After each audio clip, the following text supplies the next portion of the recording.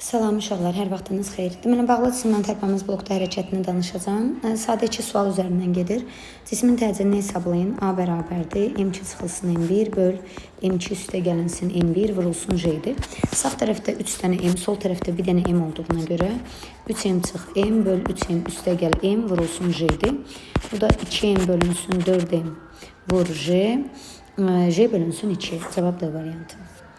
İkinci sual onun eynisidir. Üçüncü sual gərilmə qüvvəsini istəyirsə, F gərilmə bərabərdir. 2M1 vur M2 böl M1 üstə gəlinsin M2 vurulsun J-dir.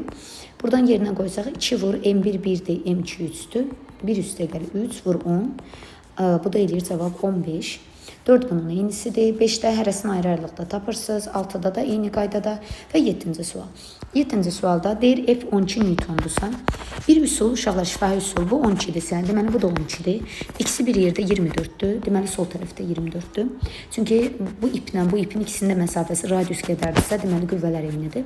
24 3 yerə bölünübsə 8 8 8-dir. T-dən sonra 2-dən olduğuna görə 16-dır. Başqa bir üsulu var. O üsul hansı yollandır? Öncə burada təcili tapırıq. A bərabərdir. 3M çıx 2M böl 3M üstə gəlinsin 2M vurulsun J. O da eləyir J bölünsün 5. Sonra indi burada düşünürəm ki, sol tərəf ağırda aşağı düşürsə yuxarı qalxır. Onda F üçün yuxarı qalxdığına görə deyirəm ki, F bərabərdir. F-dən sonra bir dənə kütlə olduğuna görə M, J plus A. T üçün aşağı düşdüyünə görə, T-dən sonra 2 dənə M olduğuna görə 2M vurulsun J minus A. Burada da A-nın yerinə gətirib J bölünsün 5 qoyursunuz. Hesablayıb, F-in də yerinə 12 qoyub hesablayıb cavaba çıxırsınız.